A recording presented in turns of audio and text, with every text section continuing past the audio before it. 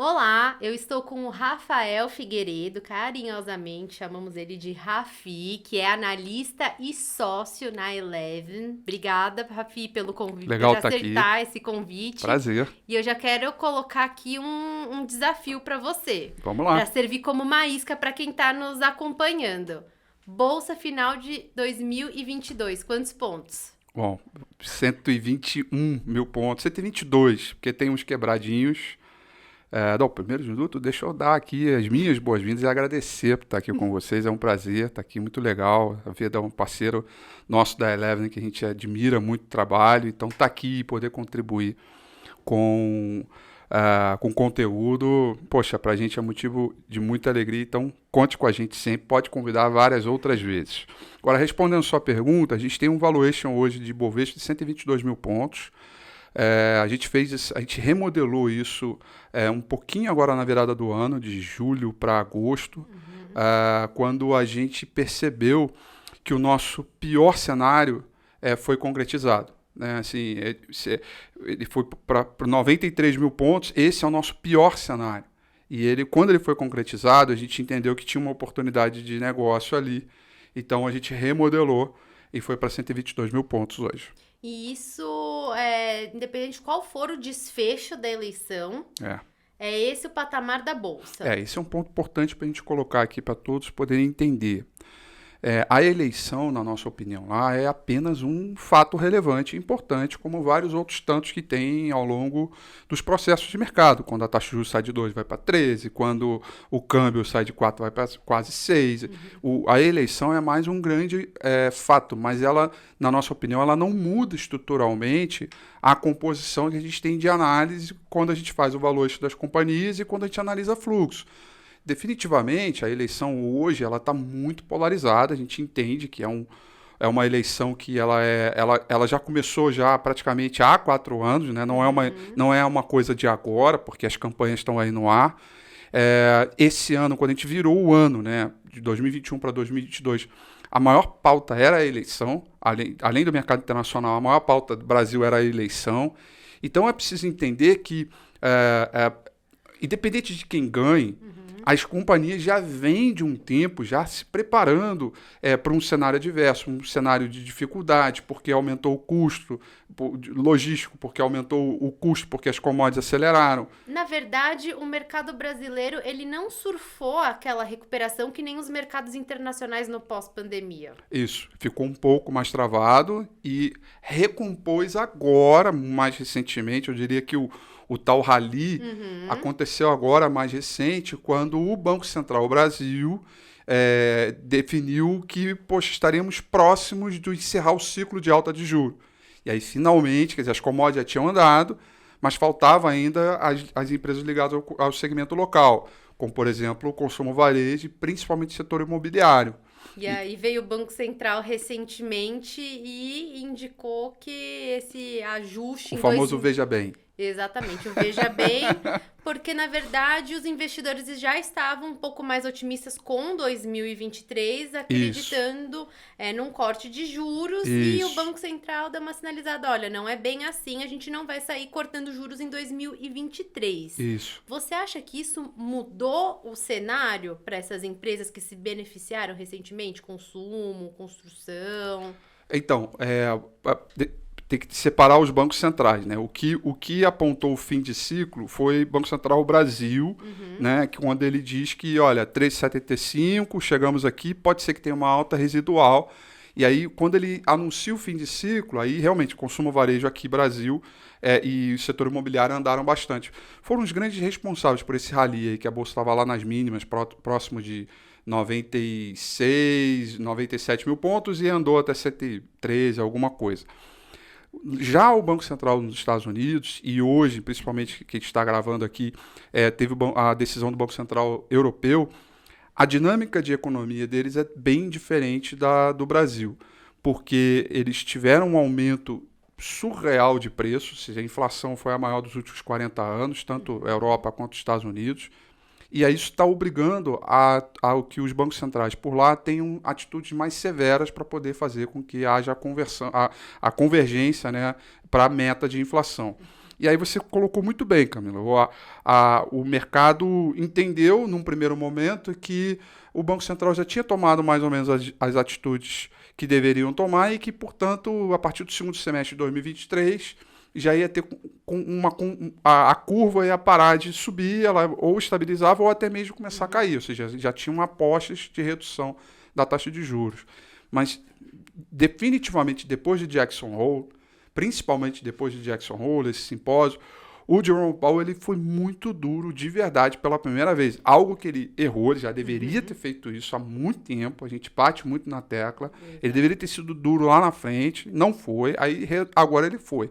E o que é esse duro? Ele falou, olha, não adianta, não vou medir nenhum desses esforços para combater a inflação. O que significa que teremos problemas sociais. E quando ele fala isso, ele atribui, né? A gente vai apertar um pouco o emprego, os salários vão ficar um pouco mais delicados, a sociedade vai sentir esse aperto monetário. E aí, efetivamente, os mercados ajustam com isso.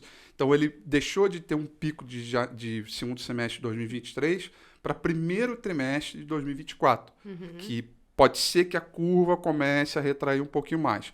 Aonde vai ser a prova dos 9? Né? São as próximas indicações de inflação, né? CPI, principalmente o CPI Core, e depois dados de vendas no varejo, porque o segmento de serviços ainda está muito intenso lá nos Estados Unidos.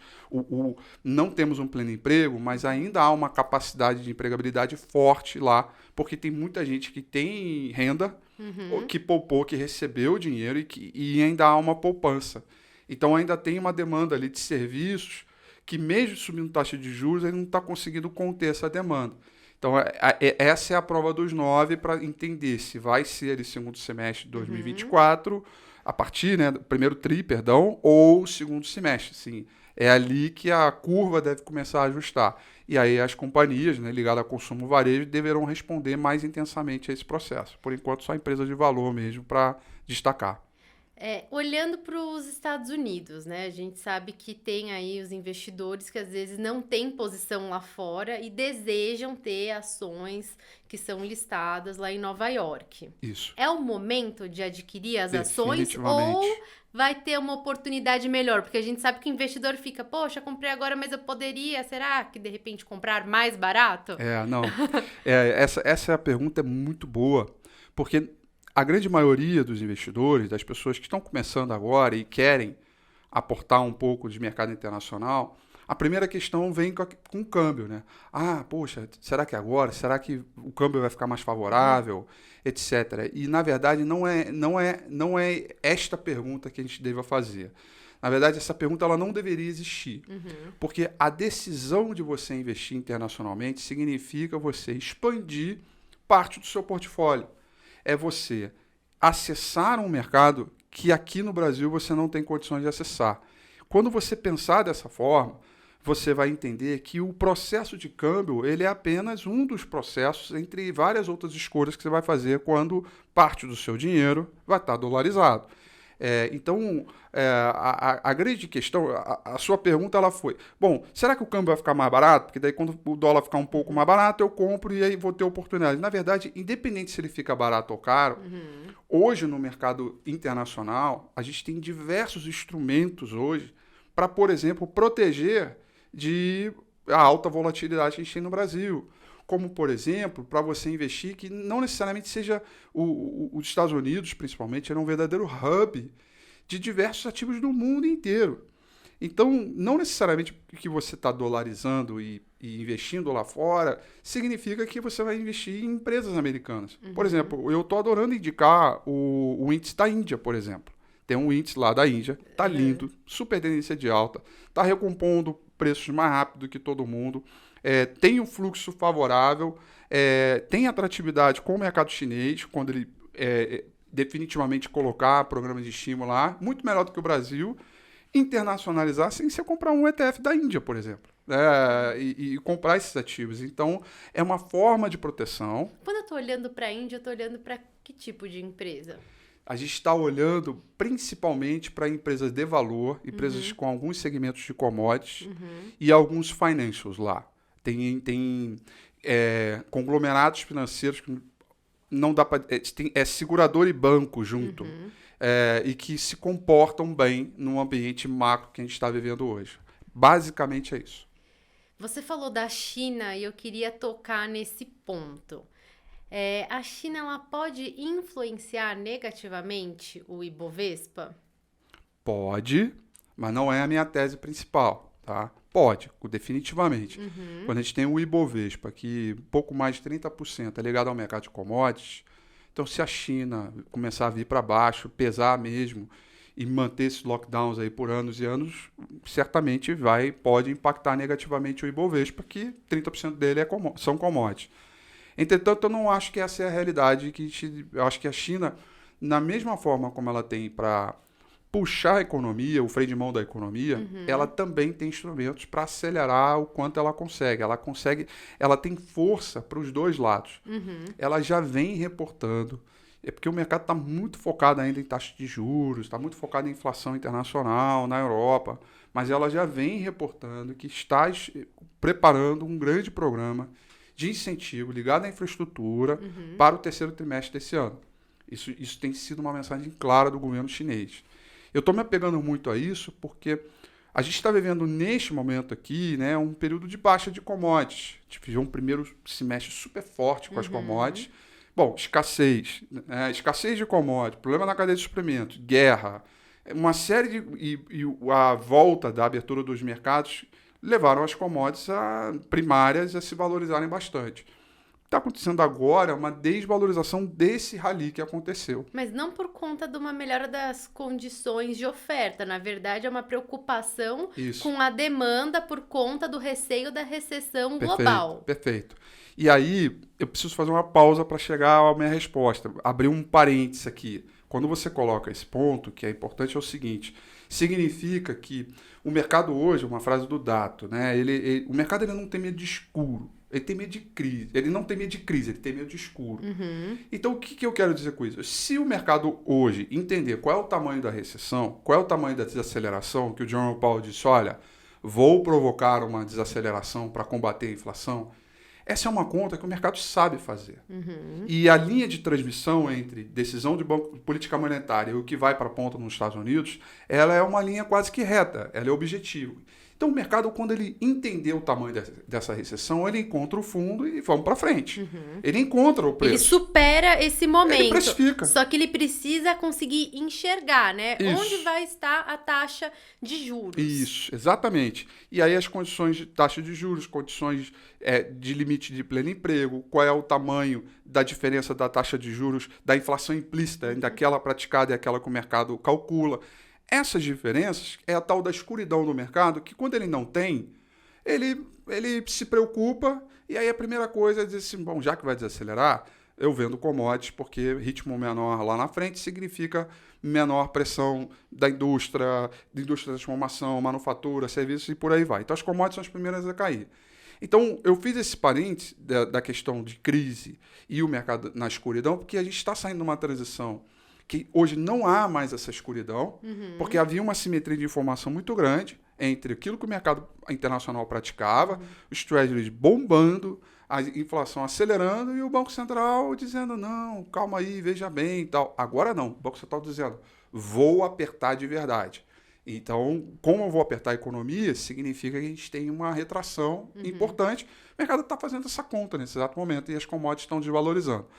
Então, ponto. Fizemos esse parênteses para as pessoas entenderem que, uma vez o mercado precificando isso, as primeiras a recuperarem, na minha opinião, são as commodities. Porque são elas que estão passando por esse processo de correção diante de uma realidade de entendimento sobre o tamanho dessa recessão, da desaceleração. Depois que ela for precificada, e em algum momento do mercado isso vai acontecer, as commodities são as primeiras a andar. E aí você perguntou da China. A China, ela é um grande protagonista desse segmento, porque, bom, 55% de cobre do mundo é ela que consome. Então, o mercado de cobre tende a andar, primeiro ponto.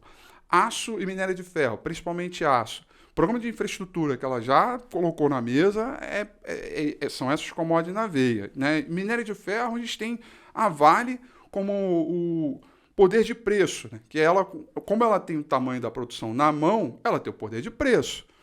Então, vamos agora juntar tudo isso, né? As commodities estão começando a corrigir, mas eu não acho que é uma reversão ao ponto de não voltar mais subir. Pelo contrário, é uma oportunidade de compra, porque a gente tem o gatilho da China e tem o gatilho de uma precificação. As pessoas estão olhando de preocupação com recessão, mas isso é uma coisa que as pessoas já estão falando já tem 1 ano e pouco, por conta das questões inflacionárias. Sim. Então, o ciclo de commodities, eu e eu estou no mercado desde 2012, eu nunca vi um ciclo de commodities demorar 1 ano, que é o que a gente está vendo em commodities andar. Assim. São ciclos geralmente longos, de 3 anos, de 5 anos. O último que teve no Brasil foram 8 para 9 anos. Então, um ciclo que costuma ser longo, né? Você tem uma indústria que transforma, manufatura, é muito intenso. E a gente tem uma reabertura de economia que ainda está se reajustando, se reequilibrando, né? A oferta ela ficou escassa, fechou os mercados, fecharam as economias, criou-se uma demanda gigantesca pelos estímulos, Brasil, mundo. A vontade de consumir foi muito grande, a capacidade da oferta não foi tão grande assim, mas a oferta está começando a reequilibrar, porque a gente está começando a voltar à normalidade. Então, foi muito para baixo, agora foi muito para cima e a gente está se reequilibrando. Mas quem sobra nessa conta é o mercado de commodities. Então, eu sigo muito animado. Eu acho que o petróleo deve voltar, eu acho que o minério de ferro deve voltar, o aço, cobre, alumínio e metais industriais, que é uma turma que pouco se fala em bolsa, mas ainda já é uma indústria que vale a pena olhar, né? Tipo lítio, um material que é grafeno, materiais que são feitos para a indústria.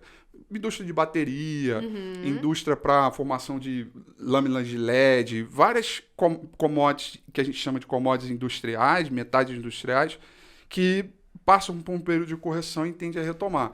E aí por eu não estar pessimista no Ibovespa, independente das eleições, independente do cenário, é que commodities corroborando, retomando o mercado, muito provavelmente a gente vai ser diferente dos demais mercados, porque a gente é altamente ligado ao mercado de commodities. Aí eu queria entrar no assunto, porque a gente estava falando das commodities, do petróleo, e a gente está acompanhando lá na Europa um momento sensível, né? Essa crise energética. E aí, olhando um pouco ali para o mercado europeu, para a Bolsa, o que você acredita que a gente pode ver de movimento lá do mercado acionário em 2023? E se, eventualmente, de alguma maneira, o processo de recessão econômica que eles devem sofrer por lá, se isso afeta ou não nos afeta e, na verdade, é uma oportunidade para nós?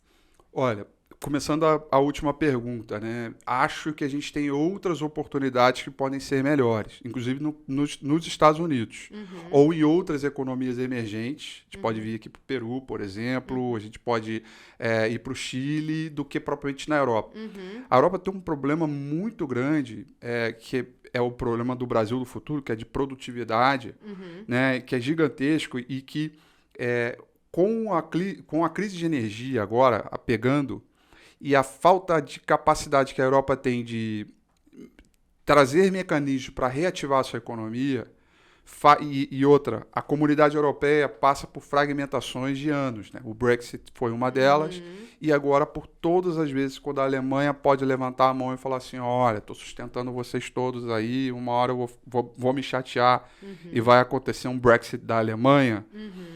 Então essas fragmentações, não é à toa que o euro está desvalorizando e, inclusive, chegou a perder a paridade, inclusive.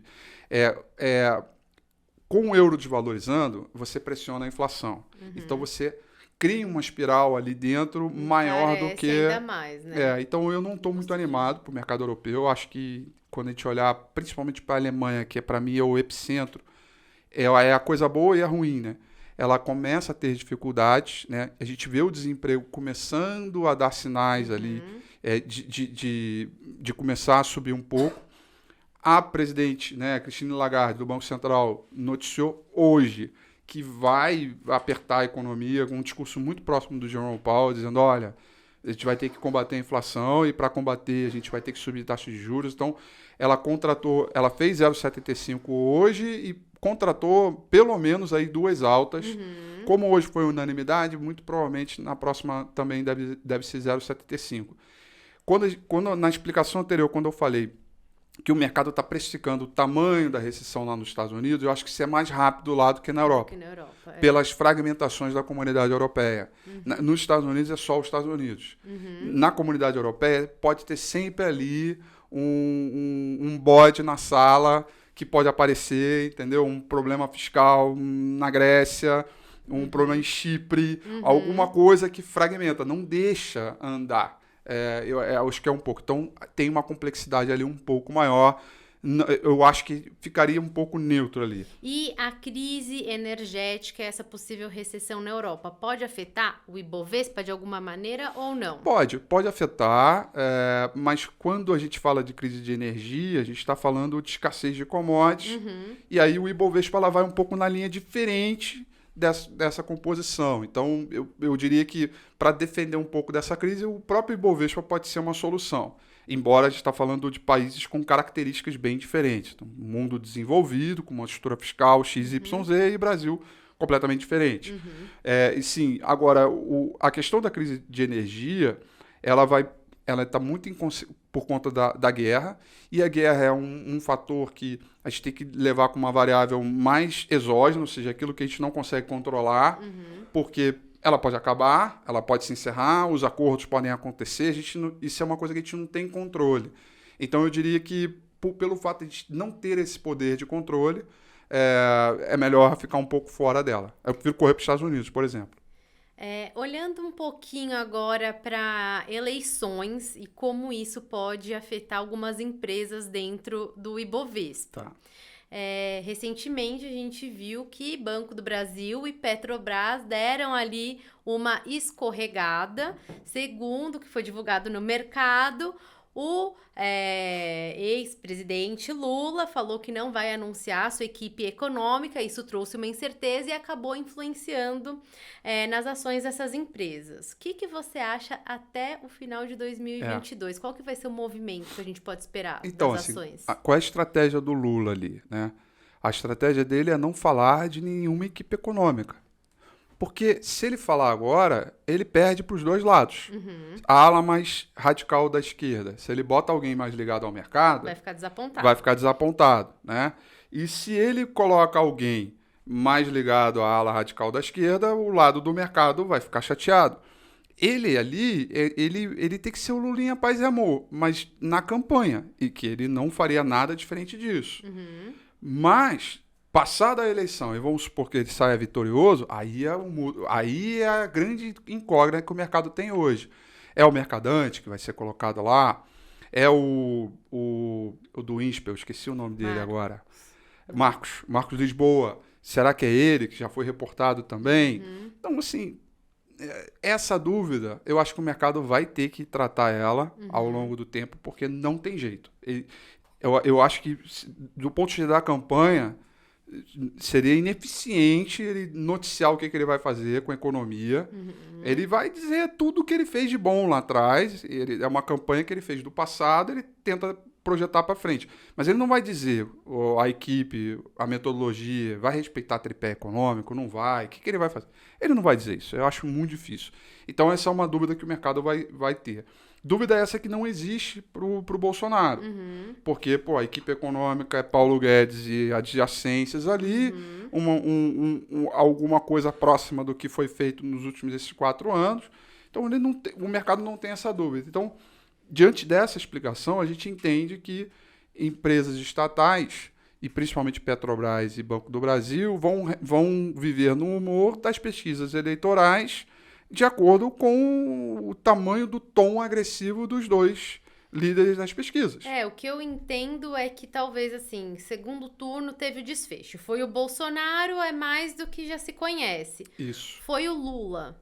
Aí, eventualmente, o mercado pode viver um período aí de instabilidade até entender qual que vai ser a formação dessa equipe econômica. Essas empresas, elas podem ser prejudicadas. Podem. Aí vão viver uma incerteza, que é aquela coisa. Quando o mercado não enxerga o que vem à frente, vai ter incerteza. Então, a gente aumenta um pouco a vol. Eu não acho que muda estruturalmente. Porque se você olhar em termos de valuation, Petrobras e Banco do Brasil estão excepcionalmente boas dos últimos, sei lá, quantos anos. Resultados operacionais, lucros, perspectiva, fluxo de caixa, até mesmo os dividendos, tudo. Se qualquer medida by the book de empresas com bons fundamentos. Quando você olha para uma estatal, elas estão no seu pico de performance. Então, você não muda estruturalmente os fundamentos, porque você tem que começar a forçar para baixo para que isso aconteça. E não é o caso. Mas o mercado vai viver um período ali de estresse, vai ter emoção para todos os lados. É normal isso, mas é que as pessoas entendam. É pontual. As pessoas não podem, de maneira alguma, tomar decisões extremas para um evento que ele tem dia e hora para acabar. Esse é o ponto mais importante, porque as pessoas tendem a polarizar o seu dinheiro como está a polarização da eleição. Se der um, eu faço isso. Se der outro, eu faço isso. Não. Você tem mecanismo para fazer qualquer coisa, seja qualquer o cenário. E é isso que você tem que tratar de verdade. No ponto de vista do investidor, especialmente em relação à Petrobras, eu acho que tem aí uma certa incerteza, porque a política de preços ela foi bem-vinda, né? Isso. E a gente sabe também que tem o fantasma em relação, Verdade. né, ao governo PT, né? Tudo que aconteceu com a Petrobras, que deixou de ser uma empresa devedora, virou, né, uma empresa lucrativa, e inevitavelmente tem essas perguntas, esses questionamentos se vai ser mantida a política de preços ou não. E isso é um fator que é essencial para a sustentabilidade da companhia, absolutamente. Foram dois movimentos que começou lá no Pedro Parente e que vem até agora, então não é de agora, né? Ou seja, estamos falando de Michel Temer, não tem nada a ver com Lula, desculpa, não tem nada a ver com Bolsonaro, que é o quê? Desinvestir, significa fazer a empresa ficar menor, vender os ativos que não geram resultados, passar para o mercado, pega esse dinheiro e reinveste para aquilo que ela mais faz e melhor, que é explorar e produzir petróleo. Então, essa capacidade ele tem feito bem. Então, a empresa ficou menor e mais eficiente. Por isso, começou a gerar resultados maravilhosos e aí está a companhia. Mas isso só pôde ser feito, a primeira, desinvestir, e a segunda, a paridade com o preço internacional. Porque daí você não tem mais um ágio gigantesco entre o preço praticado aqui e o preço que é negociado lá fora, e essa diferença é pago pela companhia. Foi o grande problema lá no governo Dilma. Exato. Já aprendemos, não dá certo, já aprendemos. Não adianta você dizer, vou acabar com a política de preço. Tá bom, me soluciona alguma coisa, porque o que estava antes não deu certo. E é uma verdade. E além de destruir a companhia, destruiu a nossa economia. Porque o tamanho da Petrobras, que era na época, interferiu no PIB em 0,3%, 0,4% negativamente. Ou seja, afeta indiretamente outros segmentos muito importantes. Então, beleza, vamos mudar a política de preço. Então, tá bom, você quer mudar, mas me sugere alguma outra solução. E isso também está... o Lula já disse claramente que não vai atender ao mercado internacional, vai acabar com a paridade. Tá bom, mas ele não disse como ele vai fazer isso, porque ele tem que convencer o conselho, mudar o estatuto social da companhia, e ele também não disse qual é a solução. Beleza, eu vou tirar isso, mas qual é a outra solução? Ele não disse. E ele vai dizer, vai repetir o que o PT fez lá atrás? Porque se ele repetir, a gente já viu que não deu certo. Então, esse é um ponto importante. E mudar a política de preços hoje significa verdadeiramente, na minha opinião, você retroagir, você voltar para um tempo que você deixa de gerar resultado, você não atrai mais recursos estrangeiros, você tira a previsibilidade da companhia. Que é o pior para o investidor. A política de preço, ela trouxe a previsibilidade. Exato. Lógico que, assim, as políticas, elas podem ser aperfeiçoadas. E o que a gente entendeu foi que num momento aí de crise, num momento extraordinário, de forte elevação da cotação do petróleo, a gente não tinha instrumentos para lidar com essa situação, porque as políticas, elas não são desenhadas pensando, às vezes, nessas situações extraordinárias. Então, o que a gente está colocando aqui é que talvez ela não seja a melhor política possível, ela é necessária por trazer a previsibilidade, mas isso não significa que ela não possa ser melhorada para algumas situações extraordinárias como a que aconteceu. E aí você trouxe essa questão de previsibilidade, né? Que no caso do Lula, a gente não sabe como que vai ser tocada ali essa questão da política de preços, como, enfim, essa discussão pode caminhar. E tem outro fator que a gente também vê no dia a dia do mercado financeiro, que é a questão da política fiscal, né? Esse Então, é o grande entrave do risco fiscal, É. isso influenciou fortemente o mercado acionário em 2021. Resgatando aí da memória, em 2021, se eu não me engano, até junho, a Bolsa estava mostrando uma alta de uns 6%, e aí chegou julho, até o final do ano, o mercado fechou 2021 com uma perda ao redor de 12%, por aí, porque veio Rompeu o tal teto do risco fiscal. É isso aí.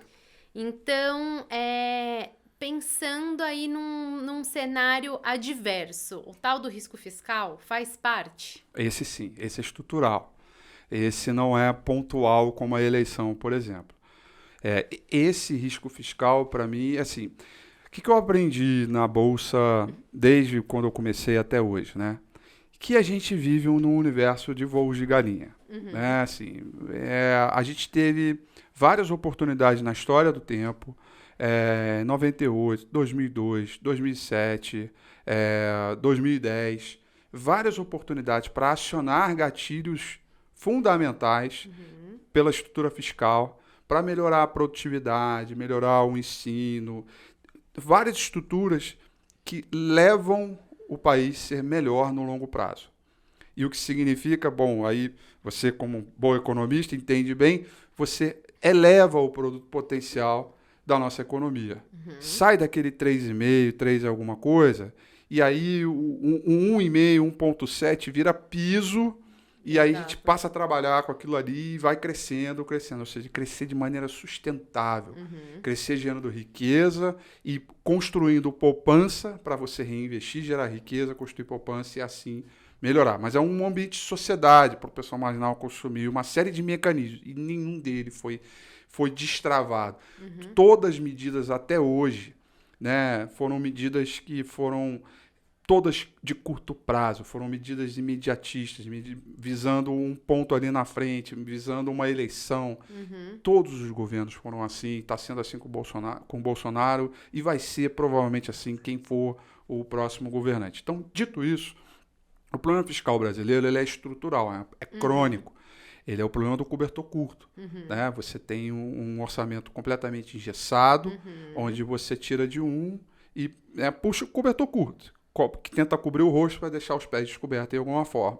Então, são manobras que, o sistema político, necessariamente para você fazer manobras, você precisa envolver o Congresso Nacional. E quando você envolve o Congresso Nacional, você envolve o que tem de mais política dentro do universo político. Acordos. Então, assim, o toma lá da cá, agora que é mais ligado ao bom sentido, sem ser pelo lado de corrupção, mas é mais ligado ao bom sentido, que é... Está institucionalizado. Institucionalizar os acordões, digamos assim, entre quem está lá. Porque é uma base extremamente complexa e diversa, né, múltipla. Você tem diversos partidos ali, e para você formar a maioria, você tem que fazer um acordão. Então, acho que hoje, esse orçamento secreto que está aí é um verdadeiro acordão. Você institucionalizou um acordão. E aí, beleza, tem as emendas, etc. Então, aqui, distribuímos emendas e tal. Agora, eu preciso reduzir o ICMS, eu preciso fazer isso, eu preciso que vocês têm que votar comigo. E foi isso que aconteceu, entendeu? Então, criou-se um novo sistema,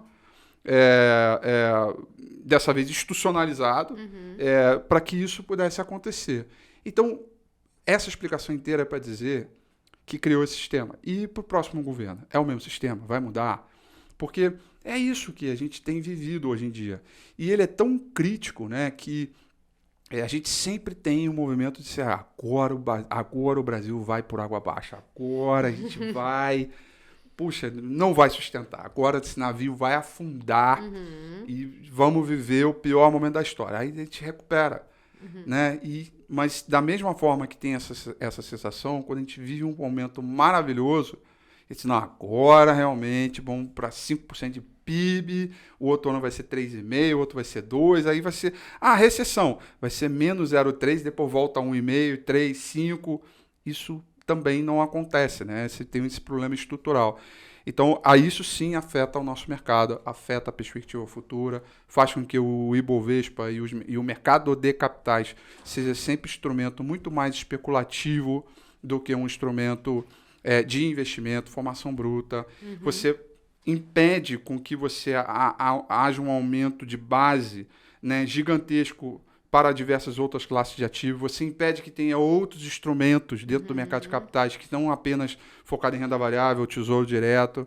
Você tem movimentos estruturais. Então, a pauta fiscal hoje é o que me deixa pessimista, mas não é um pessimismo de vai cair, vai desmoronar, etc. É que nós somos limitados. Isso coloca um freio para o potencial que o Brasil teria. O Brasil é continental, a economia é muito forte. A economia ela é invejável quando a capacidade de você transmitir e fazer com que o consumo gere força, movimento forte. Só que como você não tem uma estrutura fiscal crível no longo prazo, é tudo muito de curto prazo, é tudo muito imediatista. Você gera um determinado movimento e ele acontece ali, mas ele tem prazo de hora para acabar, digamos assim. E é isso que não me deixa muito animado. Então, eu tenho uma percepção de longo prazo de Brasil, mas é um longo prazo com vários limites, né? Essa coisa de longo prazo, à la Warren Buffett, esquece. No Brasil não existe, né? Inclusive, se a gente for pensar num desfecho da eleição e, eventualmente, o mercado liga, né, uma vitória do Lula como um governo, né, mais populista, isso, teoricamente, seria bom para as empresas de consumo ou não necessariamente? Aí tem que ver como é que vai estar. Se for para a estrutura de fundamento que as empresas têm hoje, eu não diria que isso é tão ruim, não. Porque elas já enxugaram, elas já estão bem magrinhas. A margem caiu porque a inflação corroeu todos os processos. Elas remanejaram, principalmente consumo varejo, e-commerce, remanejaram a sua forma de vender em multicanalidade e aceleraram esse processo que demoraria 6, 7 anos para fazer, fizeram em 6 meses por conta da pandemia. Então, elas estão mais presentes hoje na vida das pessoas. Então, eu não diria que é ruim o populismo, porque, o populismo o cara vai fazer todos os instrumentos para que as pessoas venham consumir e elas vão ganhar dinheiro com isso. Elas estão prontas para esse cenário, para os fundamentos que a gente tem hoje. Agora, talvez outras companhias não. Você fez, por exemplo, setor imobiliário, alta renda, nem tanto, porque essa estrutura de populismo vai exigir que a taxa de juros seja permanentemente alta, impeça que ela caia de maneira mais estrutural. Então, alta renda talvez não seja um bom movimento. Agora, consumo, por exemplo, educacionais, pode ser que tenha um novo avanço também.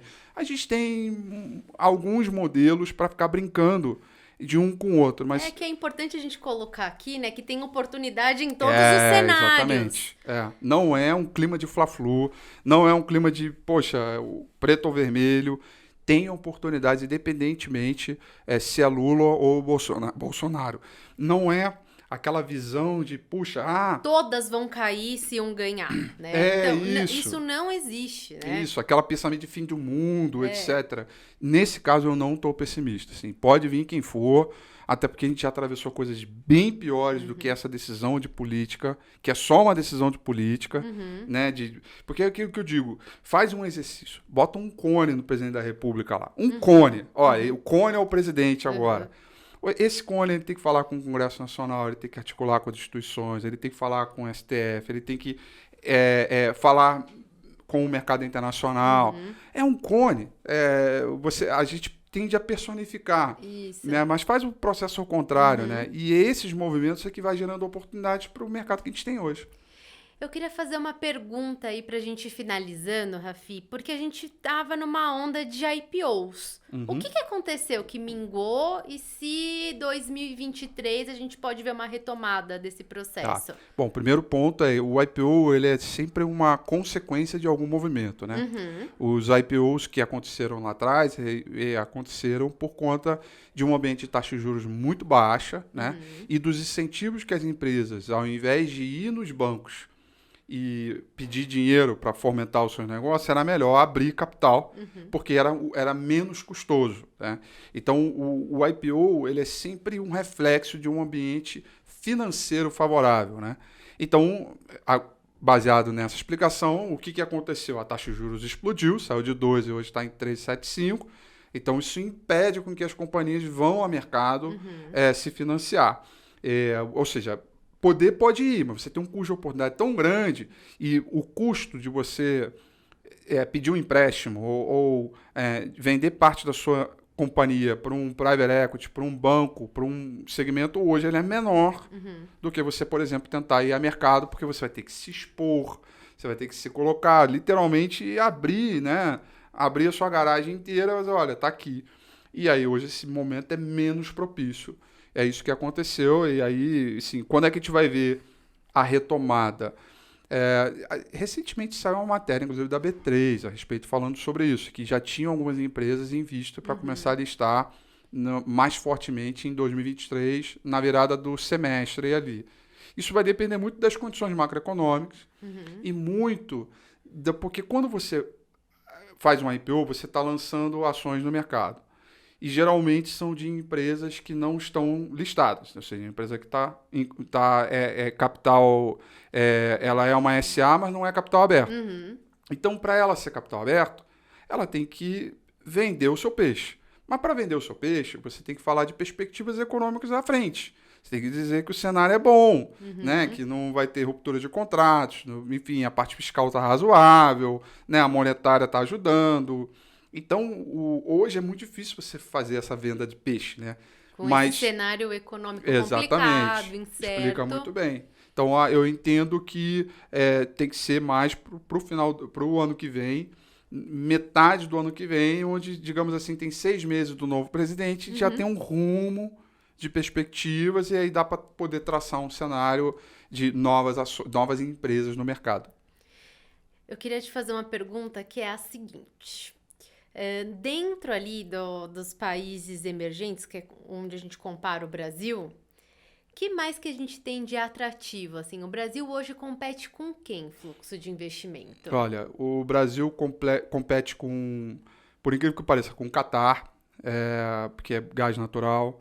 O Brasil compete com o Peru, com China, com Índia. Eu falei aqui Índia, durante muito tempo fiquei recomendando o ETF de Índia.